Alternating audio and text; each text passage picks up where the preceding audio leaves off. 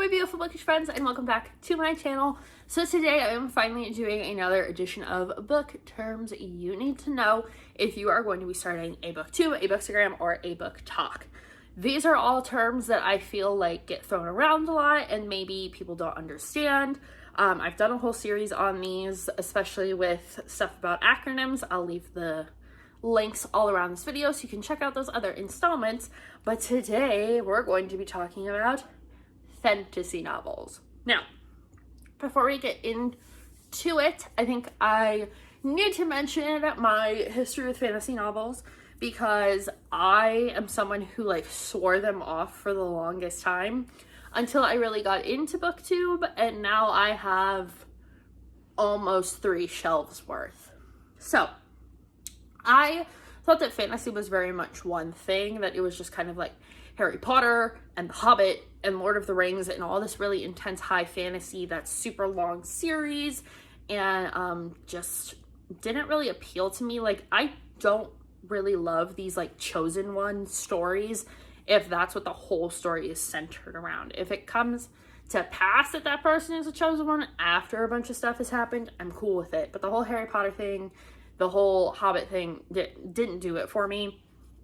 And I had to read a lot of this high fantasy in high school, and it really made me dislike not only fantasy, but reading in general. So I found out, though, that a lot of things that I like are actually considered fantasy books. I'm really into pirates, enchanted journeys, paranormal. One of my favorite series that I read over and over again is paranormal. You know, it could have romance elements. I can read YA fantasy and be entertained by it. Like that's my jam, is YA fantasy and new adult fantasy. So I slowly have noticed I'm creeping more and more towards liking adult fantasy, but YA is where it's at for me. So basically, I just wanted to preface this whole video by saying fantasy is a lot of different things, and some people gatekeep or try to like say that it's not a true fantasy unless it has these things. That's not true. There's only a few things you need for it to be a fantasy novel. So let's talk about what those things are. So by definition, a fantasy novel must have magical elements, usually set in a fictional universe, sometimes rooted in myth and folklore. It can be the real world, but there has to be things changed about it. Like, it can take place in a real place, but we have to change some things about it so it seems magical or have some sort of other worldliness to it that makes it fantasy.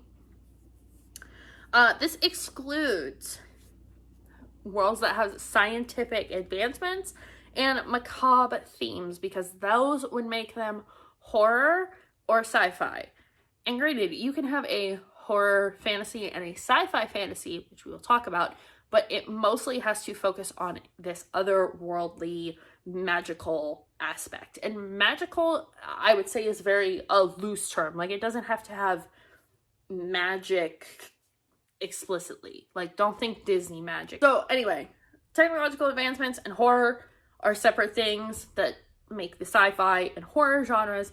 However, as time has moved forward, we've had these elements peppered in to fantasy because we have changed as a society. Like, as of the 21st century, you almost have to include these things. So there's some gray area. And the setting must have a sense of otherness, even if it's on Earth. So we don't have to be on another planet. We just have to be in like a different kind of space. Like, everything needs to have something that's just a little bit not real. Some very important elements to a fantasy novel so that you can know if you're reading fantasy and decide if you're reading high fantasy, low fantasy, all that. We'll talk about those terms too. There has to be some sort of magic system. So I'm trying to think. Caraval, for example. There's a very clear magic system. We have a game that is being controlled by the actors, and things are kind of made to seem like magic. That's that magic system. But then you have things like From Blood and Ash, where there's not really a full magic system, but there is a set system of how things work. And you also have things like Daughter of the Pirate King, where there's no magic involved at all, but it's still a fantasy. To be clear, I feel like I need to reiterate some of this. There has to be a system of how things work that are not similar to how they work in real life. So there can be a hierarchy of sorts, a monarchy, a societal system that's in place. But you can also have a full-on magic system where people can do things that are otherworldly, like make stuff float or disappear or be a witch or a wizard. All of those things apply too. You just have to have a system of how things work, and it has to be explained to your audience, whether that be through action or outright telling people, this is how the things work around here. This can be the theme, setting, creatures, or plain old magic, like I said. World building is another super important part of fantasy. We have to talk about where we're at.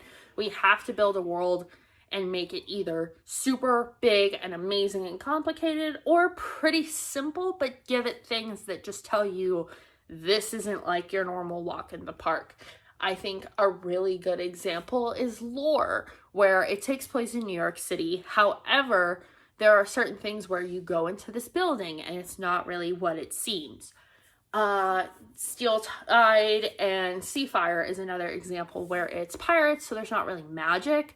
But when we go to these different places and we hear about how these different mechanisms power different buildings in a very steampunk-esque way, we know we're not in a normal functioning time of, the 2020s. And then there has to be some suspension of disbelief. I think if you're reading a fantasy novel, you probably already know this, but we have to just naturally believe what the author is saying. Now, they have to be set it up effectively so that we do believe these things, and that comes from the world building and all the other stuff we've talked about. But we have to know it can't / will never happen.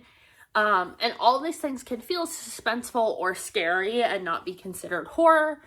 But we just have to know, in our minds, we're in a different place and just have to accept the things that happen for what they are. But if your audience can't do that, or the author can't make their audience do that, then it's not an effective fantasy. It can still be a fantasy, it's just not a good one. So now let's talk about some types of fantasy, because there is a bunch. We have your modern fairy tale / retelling. These would be any iteration of an old folk tale, mythology, the Brothers Grimm, all of that stuff being retold in either a different twist, but taking place in the same time period, or taking place in modern times with a twist. We have animal fantasies, basically anything where animals can talk or they are the main characters. We have toy fantasies. This would be like if Toy Story was a book, basically. Magical fantasy, which I think we all know and love and is pretty easy to identify. The enchanted journey fantasy. These are my personal favorite, where there is some sort, we're traveling through these different worlds and spaces that are very different, and they can be very grand, or they can be kind of spooky, all that stuff. I very much like. Have our high fantasies. So high fantasy is what a lot of people like to say is true fantasy or real fantasy. These would be your Brandon Sandersons, The Bone Witch, even From Blood and Ash, I find is pretty high fantasy.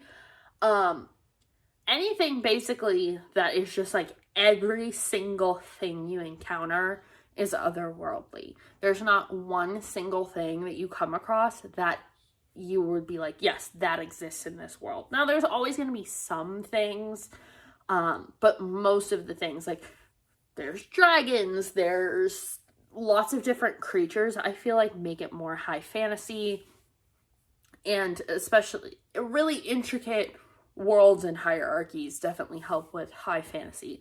Low fantasy would be your more magical realism type books. That all being said, let's talk about my fantasy recs and what they are exactly. So I tried to grab one of each of these subgenres that I talked about so I can show you some examples.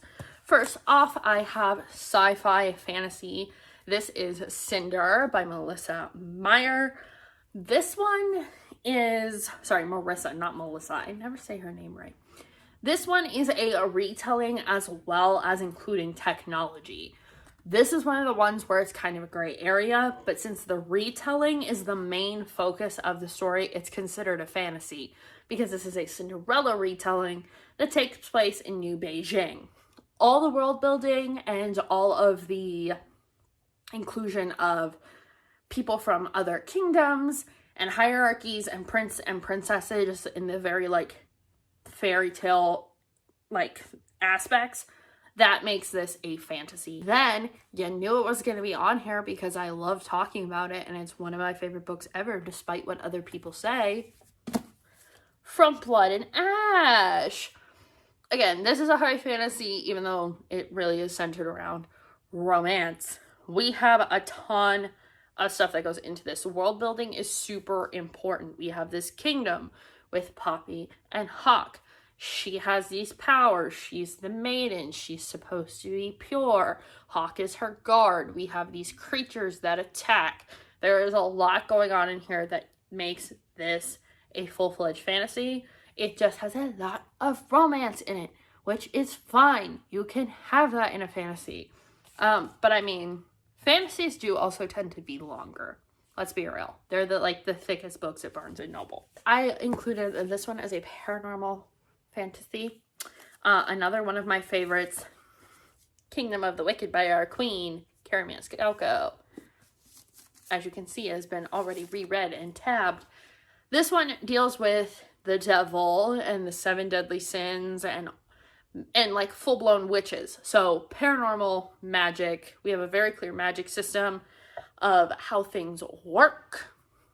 It's actually kind of 2 magic systems if you think about it. There's like the sins and then there's the witches.